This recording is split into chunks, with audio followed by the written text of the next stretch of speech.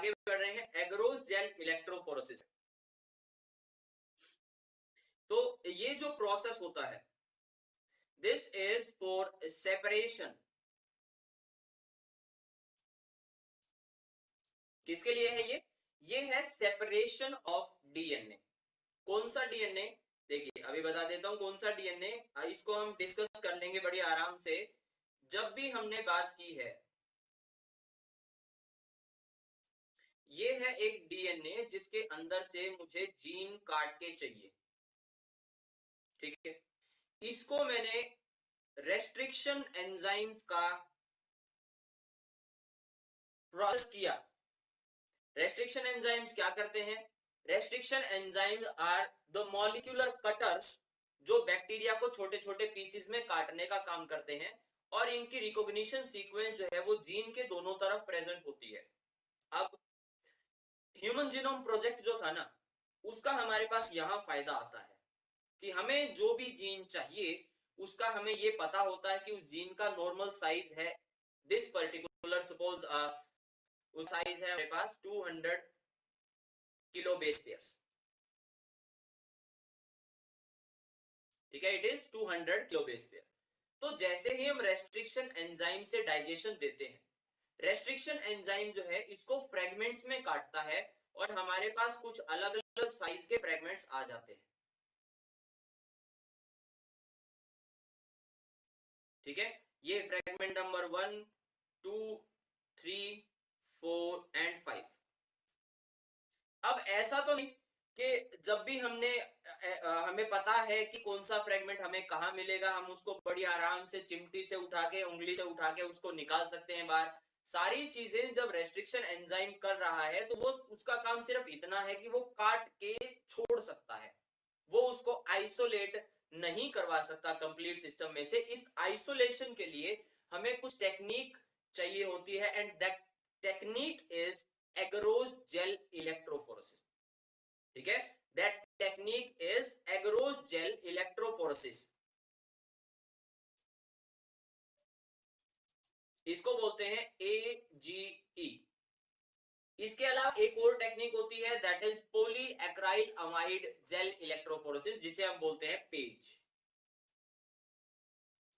तो ये आपके पास दो हैं, डीएनए को और प्रोटीन को एक दूसरे से सेपरेट करने के लिए एज एंड पेज। जो एग्रोस जेल इलेक्ट्रोफोरेसिस होता है वो हॉरिजॉन्टल होता है, और जो पॉलीएक्राइलेमाइड जेल इलेक्ट्रोफोरेसिस होता है वो वर्टिकल होता है, ठीक है। तो ये अलग अलग प्रोसेसेस के लिए यूज होते हैं। अब जैसे ही हम इसको, अब ये कंडीशन हमें मिल गई रेस्ट्रिक्शन एंजाइम के डाइजेशन के बाद, प्रोसेस के बाद। अब हमें करवाना क्या है, हमने इनको करना है सेपरेट। तो जब भी हम एज का फाइनल रिजल्ट देखते हैं तो उसमें हमें मिलता है सबसे बड़ा डीएनए सबसे ऊपर, फिर छोटा डीएनए, फिर उससे छोटा डीएनए, फिर उससे छोटा डीएनए और सबसे छोटा डीएनए। ये कंडीशन हमें फाइनली मिल जाती है कब, एग्रोस जेल इलेक्ट्रोफोरेसिस के प्रोसेस के कंप्लीट होने के बाद में। अब हमें पहले से आइडिया है कि 200 किलो बेस पेयर की जीन है, तो अगर हमें वो जीन यहां पर मिलती है, we will take it out by some process, वो प्रोसेस में भी बता दूंगा क्या। तो हम इसे निकाल लेते हैं बाहर, और हमारे पास 200 केबी का जो डीएनए का फ्रेगमेंट हमें चाहिए था वो हमें मिल गया, ठीक है।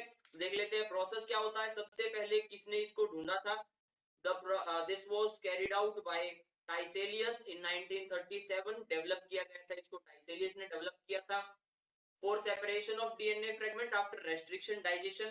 तो आपको ये भी पता चल गया कि रेस्ट्रिक्शन डाइजेशन का क्या सीन है। इसके बाद आती है एक बहुत इंपॉर्टेंट क्वेश्चन यहाँ पे, ईटीबीआर का।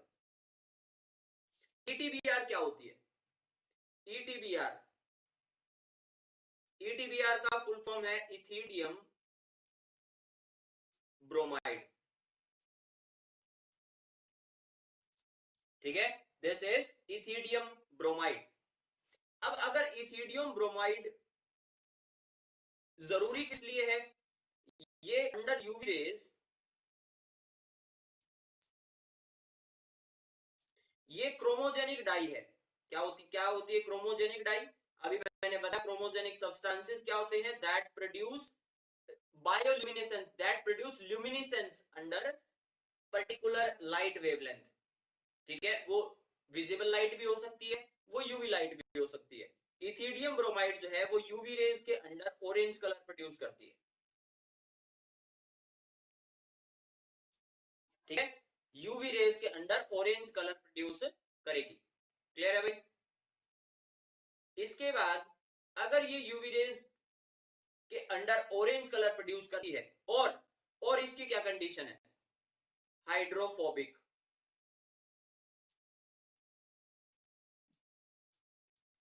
This is hydrophobic. डीएनए के कौन से पार्ट हाइड्रोफोबिक होते हैं? किसी के पास आंसर है? Anyone can tell me which parts of the DNA are hydrophobic?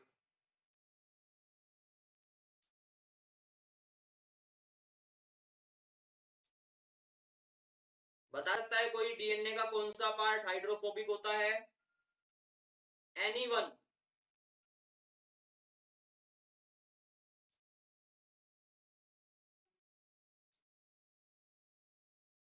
The nitrogenous bases of DNA are hydrophobic. Nitrogenous bases जो है डीएनए के वो क्या होते हैं, हाइड्रोफोबिक। अब हाइड्रोफोबिक और हाइड्रोफोबिक के बीच में इंटरेक्शन होती है, आप लोगों को पता है। हाइड्रोफोबिक और हाइड्रोफोबिक के बीच में इंटरेक्शन, ईटीबीआर भी क्या है, hydrophobic. ETBR is hydrophobic, nitrogenous bases of hydrophobic. Nitrogenous bases present कहां है, यहां पर।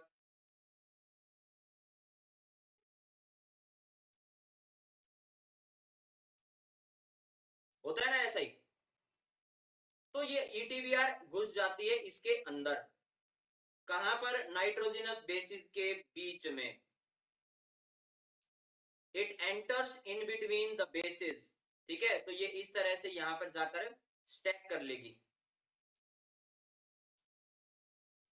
M I clear? Hydrophobic nature की वजह से और नाइट्रोजिनस बेसिस के भी हाइड्रोफोबिक नेचर की वजह से इन दोनों के बीच में इंटरेक्शन होती है और ईटीबीआर अंदर घुस जाती है। ईटीबीआर को और क्या बोलते हैं, ईटीबीआर को बोला जाता है intercalating agent. This is intercalating agent. Clear भाई? ईटीबीआर अगर इसके अंदर चली जाएगी और यूवी रेज के अंदर ये ऑरेंज कलर प्रोड्यूस करती है, तो जो हमने पीछे देखा था कि जब डीएनए के सेगमेंट हमने सेपरेट कर लिए थे, अब अगर हर एक डीएनए सेगमेंट के अंदर ये इस तरह की ईटीबीआर प्रेजेंट है और उस हम जिस जेल के ऊपर हमने सेपरेशन करवाया है, अगर हम उसको यूवी रेज के अंदर देखते हैं तो हमें ऑरेंज कलर नहीं मिलेगा। कैसे?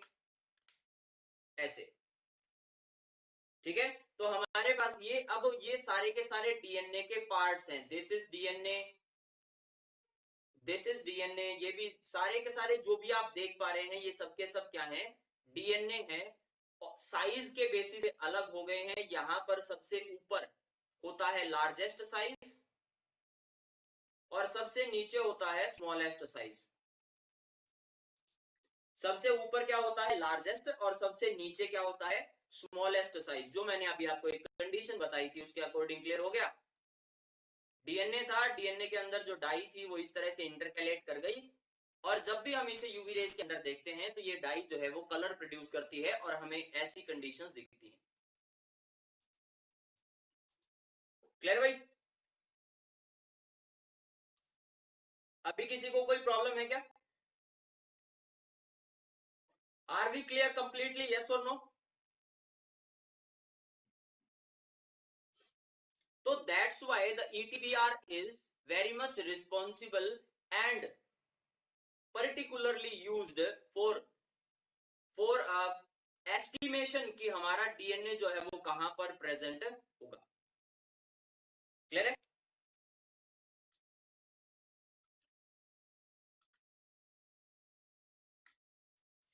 अभी एग्रोस जेल इलेक्ट्रोफोरेसिस जो है वो कैसी मशीन है, क्या होता है इसमें?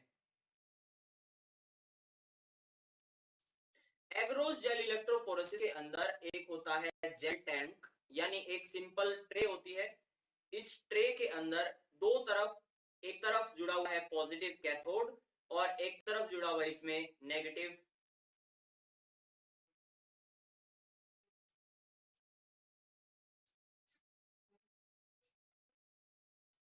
यहां बीच में जो ये ट्रे आप देख रहे हो, बीच में ये ट्रे,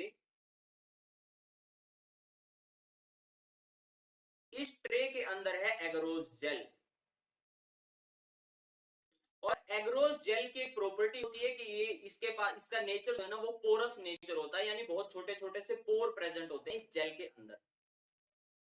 ठीक है, हम यहां बाहर इस टैंक के अंदर क्या डालते हैं, यहां पर डालते हैं ट्रिस एसीटेट EDTA।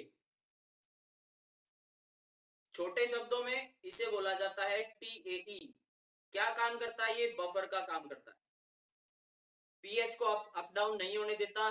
सॉल्ट अगर हम डालते हैं तो वो कंडीशन एल्कलाइन की वजह से जो डीएनए है वो डीनेचर हो सकता है, बहुत ज्यादा एसिडिक पीएच की वजह से डीनेचर हो सकता है। तो ये डीएनए को क्या करती है, हाइड्रोलाइज नहीं सॉरी हाइड्रेट करती है, डिहाइड्रेशन से बचाती है, मोबिलिटी प्रोवाइड करती है, और इसके अलावा क्या, ये पीएच को भी चेंज नहीं होने देती।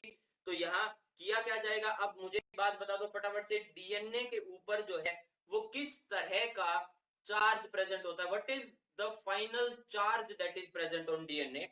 Final charge on DNA is always negative.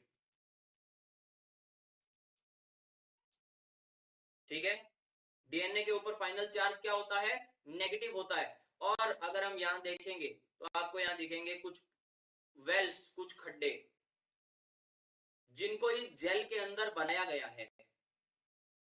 ठीक है, जिनको इस जेल के अंदर बनाया गया है, और हम उसके अंदर हमारा डीएनए जो है वो लोड कर देते हैं। जितने भी वेल थे इनके अंदर, सबके अंदर डीएनए लोड कर दिया। तो ये कंडीशन देख रहे हो, सबसे ऊपर जो ये सारे है ना, बिल्कुल सबसे ऊपर जो आपको एक लाइन में दिख रहा है सब कुछ, these are the loaded DNA.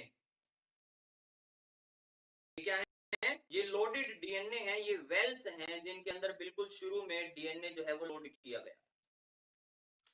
और यही जो लोड्स हैं, यही जो डीएनए जो सैंपल लोड किया गया है, ये आप यहां पे देख पाएंगे।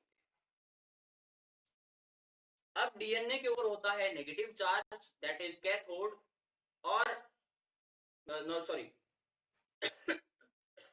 डीएनए के ऊपर टोटल चार्ज होता है नेगेटिव। जिस तरफ हम ये वेल्स बनाते हैं वो भी होता है नेगेटिव चार्ज कैथोड, और दूसरी तरफ होता है एनोड। जेल का होता है पोरस नेचर, कैथोड डीएनए को करता है पुश, एनोड ये वाला डीएनए को करता है पुल, और डीएनए जो है इन वेल्स के अंदर से पोर के थ्रू होता हुआ एनोड की तरफ बढ़ना शुरू कर देता है। M I clear?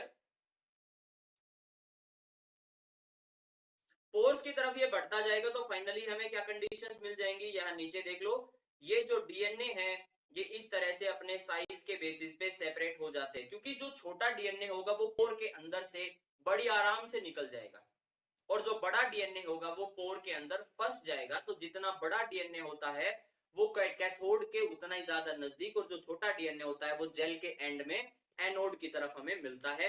ये कंडीशन है, यहाँ पे सबसे छोटे जो है वो सबसे नीचे, और सबसे बड़े जो है वो सबसे ऊपर है। ठीक है, साइड में एक जगह पर इनके पास होता है टेस्ट कंट्रोल, इस जगह पर टेस्ट कंट्रोल, कोई भी एक जगह पर साइड में ले लेते हैं टेस्ट कंट्रोल, या ऑलरेडी प्रिपेयर्ड हमारे पास कुछ ग्राफिकल फोटोज वगैरह पड़ी होती हैं, कुछ शीशा होता है एक सिंपल, उसके ऊपर डीएनए के साइज के अकॉर्डिंग कुछ मार्किंग होती है। वो जब हम जेल के ऊपर रख के देखते हैं तो हमें डीएनए जिस जगह पर मिलता है हम उसे समझ सकते हैं कि ये कितने केबी का है। ये था एग्रोस जेल इलेक्ट्रोफोरेसिस।